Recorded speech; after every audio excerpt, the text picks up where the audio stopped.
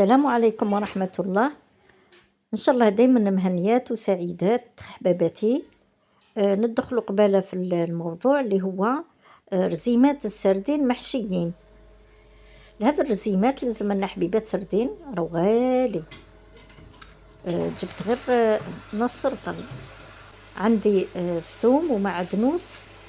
وبالنسبة للتوابل كاين الفلفل الكحل والكمون والبابريكا والكركم والقزبر المرحي والملح، وعندي زيت الزيتون والفرينه باش نرمد فيها هذوك الرزينات. اول حاجه نديرها هي انني نخلط هذوك الفرينه هذيك، نخلطها التوابل اللي هما شويه تاع كمون وشويه بابريكا وشويه ملح باش نعطيها النكهه.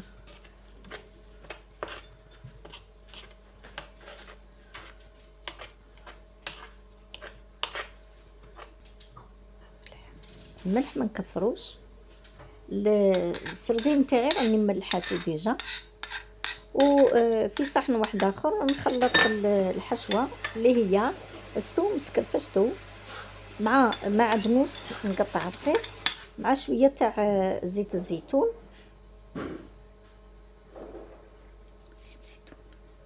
يا نغرقهم هذو الثوم والمعدنوس نغرقهم بزيت الزيتون، نخلطهم مليح ونزيد لهم التوابل.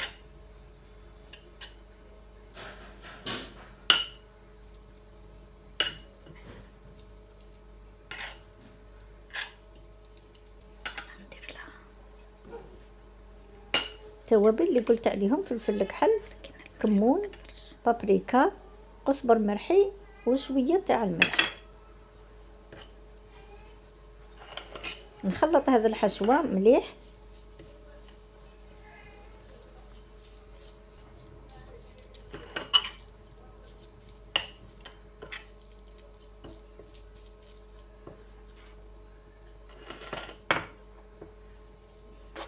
بعد ما خدمت الحشوه وخلطتها نجيبو معون صغير كما هكا. انا جبت الغامكه نديرو في القاع تاعو شويه تاع فرينه باش نحطو هذاك السردين بهذه الطريقه. وعن طريق هذا الغامكه نشكلو الرزيمات. الجهه هذيك العريضه نحطوها في القاع باش تشد لنا الحشوه. الرزيمات هذو متكونين من 4 حبات. هذوك 4 حبات نقابل كل زوج نقابلهم مع بعض.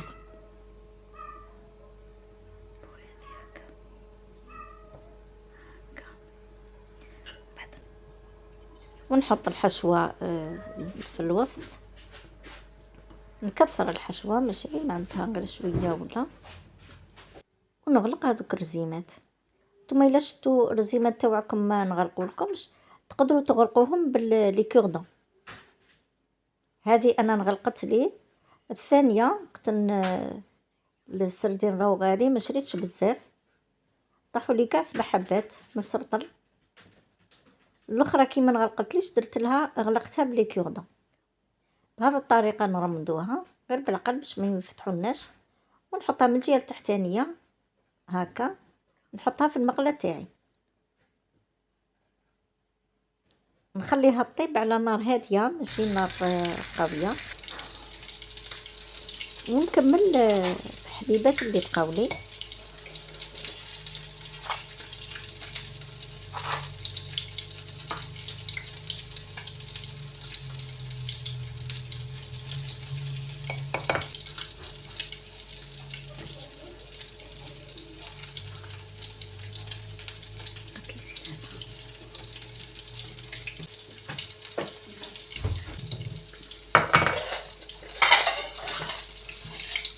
هذه الحبة الثانية حكمتها بالكيوخة. وهي لينا الحبة تاعنا بعد ما خليناها.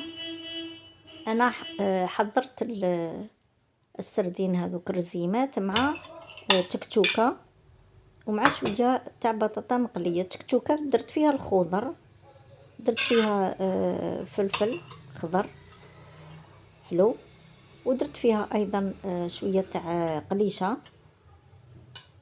مع بطاطا مقليه كما راكم تشوفوا. طبق زكي.